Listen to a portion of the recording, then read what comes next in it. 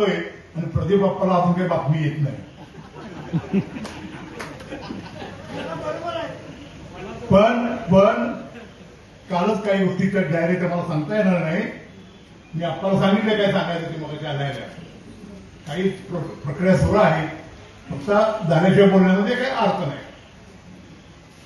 नरेंद्र मोदींना 12 वर्ष पूर्ण झाली. या कार्यक्रमाच्या निमित्तानं या स्टेजवर उपस्थित असलेले या राज्याचे ज्येष्ठ नेते आदरणीय अण्णासाहेब डांगे, खरं तर आप्पा तुमचं नाव घ्यायला आम्हाला जरा चॅम्पियन वाटत जरा तुम्हीच म्हणा माझं नाव घ्या. आप्पा मला कोण ओळखत नाही. आता महाराष्ट्र तुम्हाला ओळखतं आप्पा. माझं खरं नाव वेगळं आहे.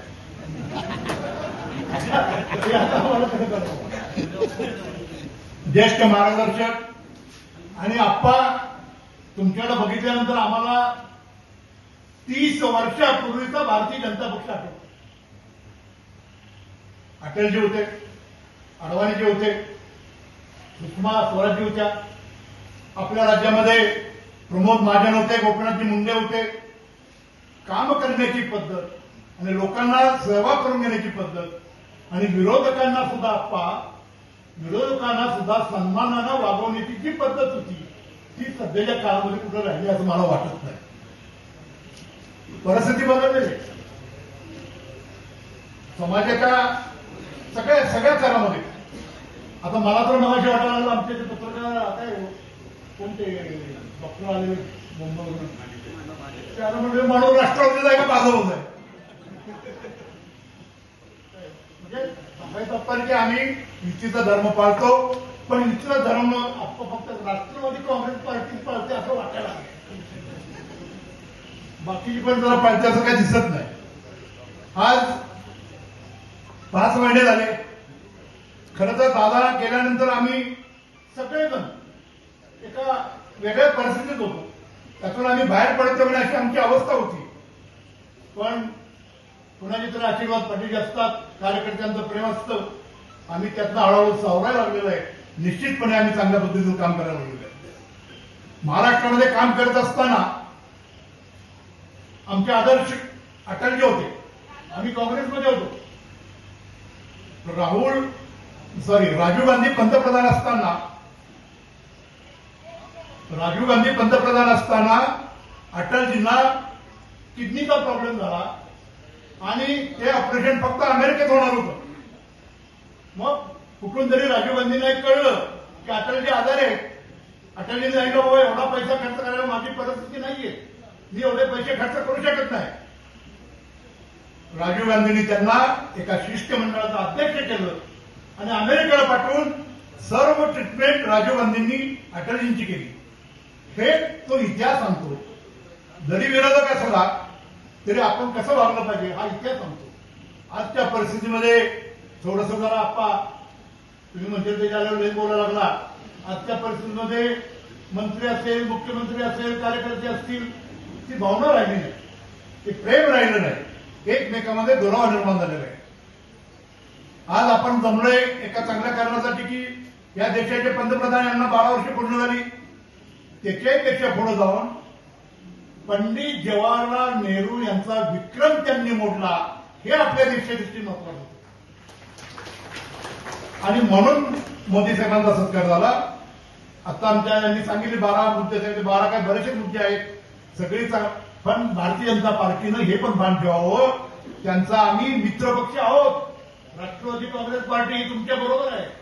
तुम्ही मोठे भाऊ आहे, आम्ही धाकटे भाऊ आहे. पण मोठ्या भावाने धाकट्या भावाला सारखं भ्रष्टाचार करून तुम्ही मोठे भाऊ आहे आम्ही बारका भाऊ.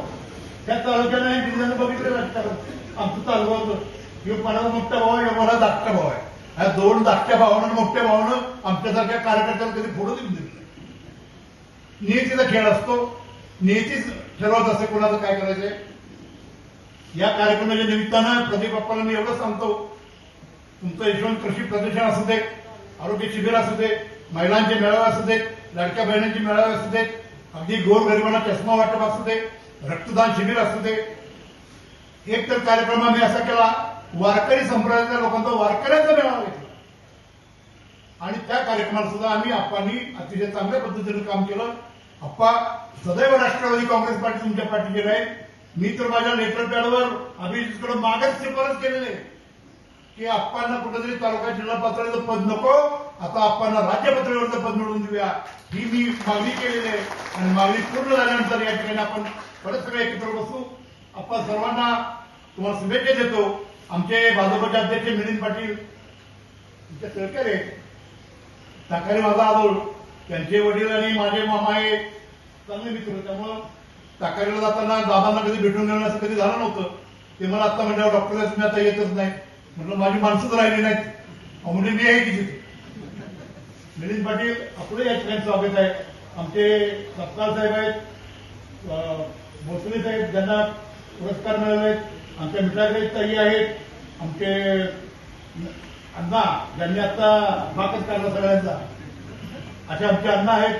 अतिशय चांगले मुद्दे तुम्ही मांडले आणि एक अतिशय चांगला मुद्दा की या महाराष्ट्रामध्ये प्रत्येक गावातून जर मी एक उद्योजक निर्माण केला तर तुम्हाला मिळालेल्या पदात सार्थक होईल. हे तुमचं अतिशय आम्हाला आवडलंय. त्या दृष्टीने आम्ही तुमच्याबरोबर आहोत, प्रयत्न करू. पलूस तालुका हे मागणं झालेलं आहे. पहिला तासगाव तालुक्यात होतो, तासगाव तालुक्यात आपण सर्वजण होतो. आता लय मागणं झालं म्हणून लय आम्हाला त्रास द्यायचा प्रयत्न करू नका. काय आम्ही तुमच्या बरोबर आहोत, तुमच्या सहकार्याने राहणार आहे. आणि पत्रकार बांधवांना एकच सांगतो, थोड्याच दिवसात चला यायला म्हणते नारायण नाही मोठं भाषण करतो आणि निघून गेला पुढा पडतो. काही नाही, आप्पाजी माझे रोज कॉन्टॅक्ट असतात, वरती नेतेमंडळाची चर्चा चालू आहे, सगळं काय व्यवस्थित. आपण मला इथे बोलवलं, माझा मान सन्मान केला, मला बोलण्याची संधी दिली, याबद्दल मी आपल्या सर्वांचा आभार मानतो. खास करून संयोजकांनी मला या ठिकाणी लवकर बोलायची संधी दिली, त्याबद्दल सुद्धा मी त्यांचा आभार मानतो. कारण जरा माझी तुलवेळ वाढली होती, डायबिटीज आहे, पुण्यावरून आलो होतो, त्याला म्हणलं काय नाही खाल्लं तर काय करायचं आता, उत्तर आपलं खायला खाल्लं, सगळं चांगलं झालं. सर्वांना मी शुभेच्छा देतो. आपण परत एकदा शुभेच्छा देतो. आदरणीय ज्येष्ठ नेते अण्णासाहेब डांगे यांचं मनपूर्वक आभार मानतो आणि या ठिकाणी थांबतो. जय हिंद, जय महाराष्ट्र, जय राष्ट्र. धन्यवाद.